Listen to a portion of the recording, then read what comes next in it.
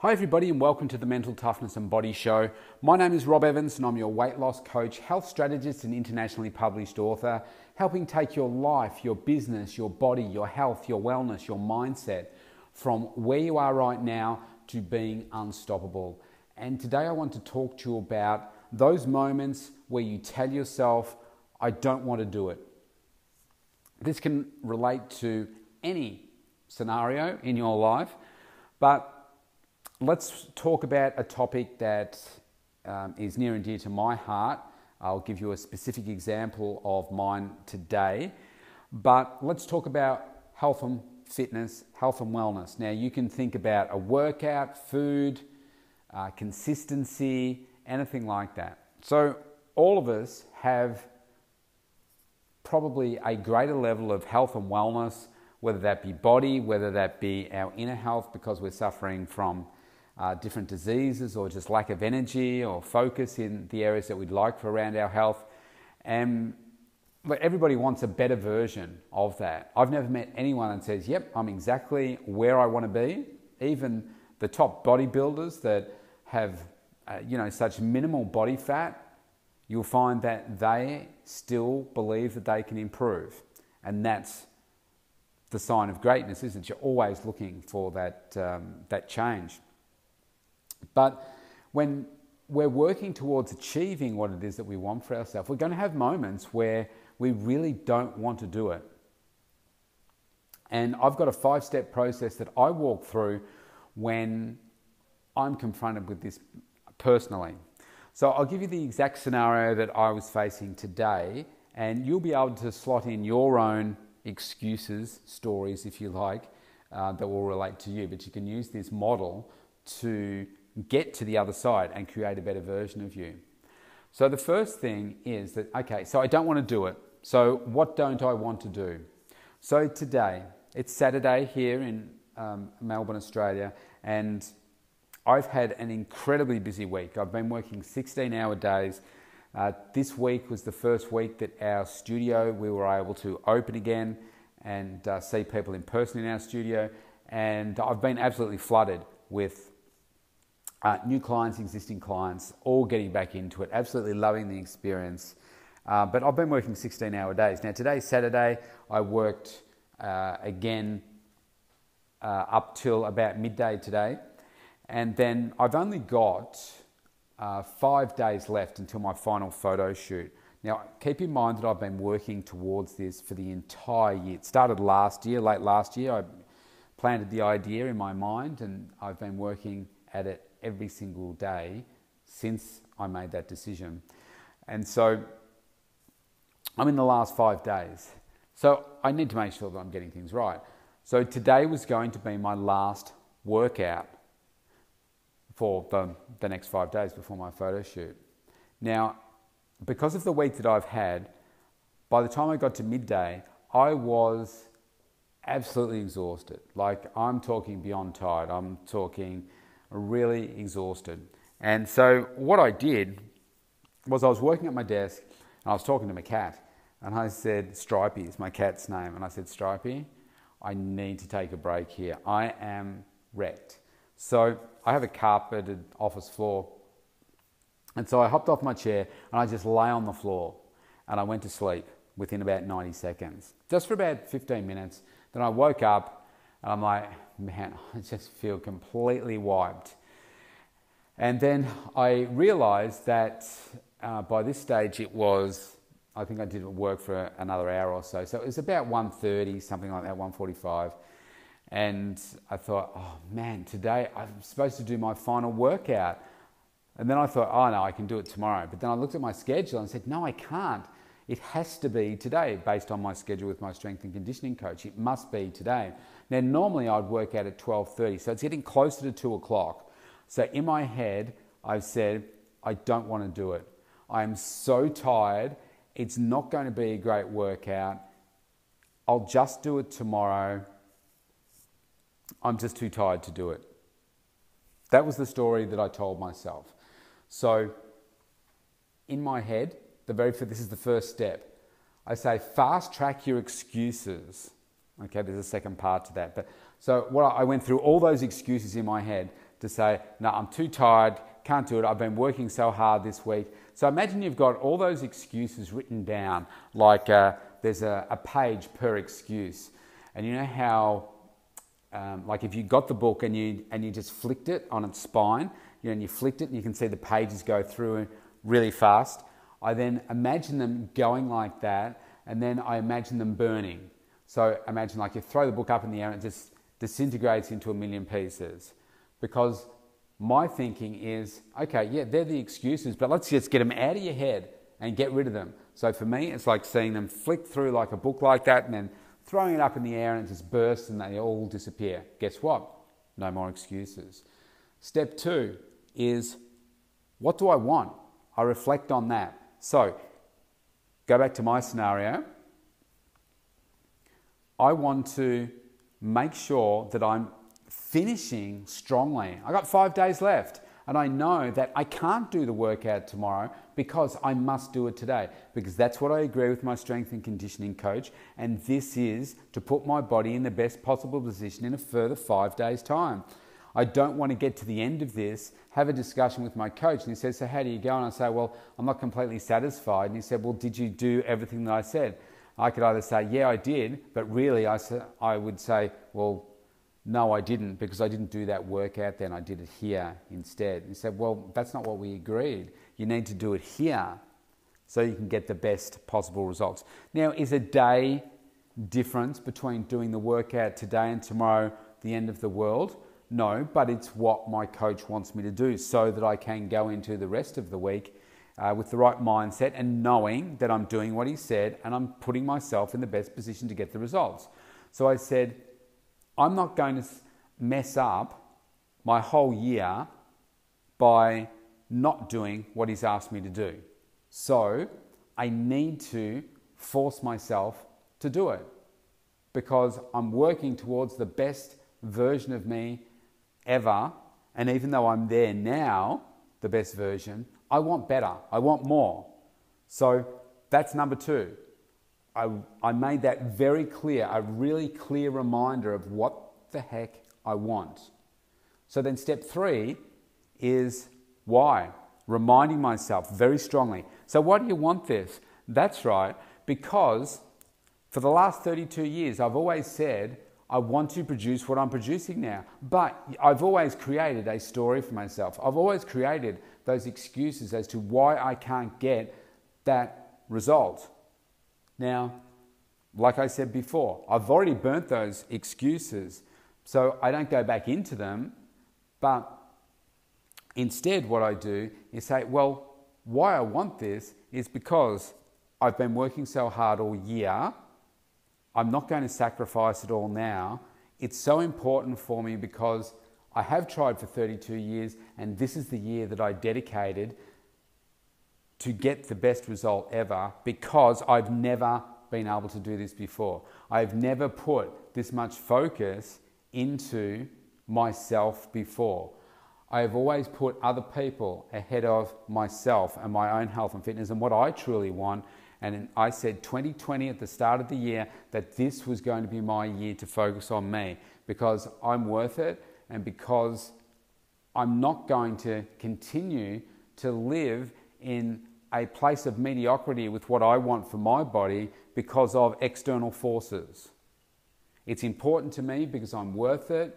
I've always wanted to do it. I never have. This is my time. I'm not going to stuff it up now. That was my number 3. That was my why. Number 4 is, well, I've titled it, You're Worth It. Now, in this step 4, I'm considering I want to get into the top 1% of my health and wellness for my age group. So I'm already there. I know I'm already there. But so can I get into the top 0.5%? Maybe I can do that. I can aim for that top 0.5% of the health and wellness for my age group. Now, of course, you can apply this to any area of your life. And you say, I want to get into the top 1% of expertise in your area or your field. But to stay with me, I'm talking about my body here. and your health and wellness too. To get into that top 1%. So what do we know? We know that 71.6% of American citizens are considered overweight or obese. In Australia, we know it's around 67% of people are overweight or obese. So that tells you that around 30% of those two populations are overweight or obese. Okay, the majority of the population is overweight or obese. So if you want to get into the top 1%, guess what? You have to do what most people aren't prepared to do. Now, I'm doing that. I have got into the top 1%. I remind myself that, well, why do I want to do that? Because I'm worth it. Because it's just a really important achievement for me. I want to be able to take my shirt off and be proud of what it is that I say. I want to look good naked for myself, but a partner. I just want to be proud of what it is that I have been able to produce for myself, because I live such a healthy lifestyle. I want my body to reflect that. So at the start of the year, I said, I want to ramp things up for me. I want to lift my standard to six-pack as opposed to just being, looking good with the shirt off. I want to look amazing with my shirt off. I want people to be in awe of what I've been able to produce. I want to be an example for my clients. I want to prove to them of what I can do. They know how busy I am, and guess what? I could do this when I'm so busy. I want to prove to men that it doesn't matter what age you are. I'm aged 52 and I've produced my best body ever. My body looks like I'm a 20-year-old. It's possible for me, so therefore it's possible for you. All it requires is that 1% thinking. Now, of course, you may be listening to this and saying, well, I don't want a six-pack. I don't want to achieve that for my health and wellness. But stay with me. This is about raising your standard with your health and wellness, with those other areas of your life, so that you can do it. And doing it when you don't want to. Because remember, I said, I didn't want to do this workout today. So I said, I'm worth it. I'm in the top 1%, but let's get to that top 0.5%. So what I did was, well, I wonder whether I should tell you or I should give you step 5. Maybe I'll tell you. So what I did was I was exhausted and I ran through all of those different things and I said, no, you've worked too hard for this. You've got to do this workout today because that's what you committed to, and this is an opportunity for you to push yourself. This is a test. This is kind of like COVID. COVID was sent to us to test our human spirit, test our resolve, test our resilience to see just how strong we are and can we keep pushing. And I thought, you are exhausted, but you need to do this workout. I know you don't really want to, but you have to make it a must. This is your chance to prove that just because you don't want to do it and you're tired, it's a reason to do it anyway, because that's the only way that you're going to achieve greatness. And then I run through all those different experiences that I've had, or those different people that I might be thinking at a point in time, whether they're my coaches or highly successful people, and I think, wow, all of those stories where they pushed despite being in the pain, where they pushed when they didn't want to, when they were almost broke, and then that's when they got the breakthrough. And so that's what I did. So I got changed, I went and had my pre-workout drink, and I said, bang, come on, step into the gym, turn it on and get it done. Now, it wasn't the best workout that I've ever done it was a shoulder and arm workout, but it was still a great workout. And I was proud of myself for the fact that I did it, because it would have been so easy to justify why I didn't do it or why I shouldn't do it. But I did it. And it was a good workout and I was pleased. So step 5 is don't stop until you are satisfied with the results. It's not about what other people say, it's about what you say. Now, I've had a discussion with my coach through the week where I said to him, I don't think I'm going to get to where I want to get to. And I'm going to be disappointed with that. And he said to me, you've never gone to this level before. You're basing it perhaps on unrealistic expectations. He said, the people that achieve what you're talking about are normally professional models or full-time working in this area. And all they do is they train, eat, and sleep. That's all they do. It's their life. And he said, you're doing all these other things. You're running a business. You're extremely busy. You're running a family. You've got the stress of COVID and, running all that at the same time, as well as doing all your training and your eating. And, I'm not getting as much sleep as the other people would get. So he said, you've done an awesome job and you should be really proud of yourself because we're proud of what you've been able to achieve and you're looking great. Now that's all true and correct and feels good to hear that, but still, I want more. I want to be able to achieve that exact look that I have in my mind. And I'll keep working until I get there. Even if it's beyond my 5 days, I'm going to reassess in the 5 more days' time. Well, I guess it's about 4 and a bit now. And see, what do I need to do to get to where it is that I want to get to? Now, maybe that happens in another 12 weeks or even it's beyond that. But I know that I can do more. So it's not about someone saying to me, oh, you look good, so you should be pleased with it because we're pleased with it. No, you've got to be pleased with the result. So that's what I'm working towards. So there are my top 5 tips that I walk through when I feel myself saying, I don't want to do it. You can apply it to any area of your life, but I'm sure there are areas for you with your health and wellness where you could run this scenario through and be quite successful. However, where I see people fall over in this area for their health and wellness is step number 2 and number 3. People aren't very clear about what they want, and they're not really clear on why they want it. So they don't ever look to become in that top 1% or 0.5% of health. Now, if you had that mindset for your business, why wouldn't you do it for your health?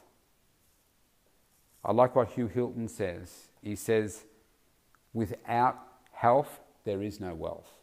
Now, you could be the richest person in the world, but if you're dead, it means nothing. So aim to get in the top 1% of your health as well. That doesn't mean you have to have a 6-pack, but I'm sure if you're listening to this right now, you could see opportunities where you can improve. If you want a hand in doing that, reach out for me on the mentaltoughnessandbodyshow.com. You can opt in for a free consultation, and I'd love to connect and see how we can get you into that top 1% for your age group. Have a great day. Stay safe. I'll see you tomorrow.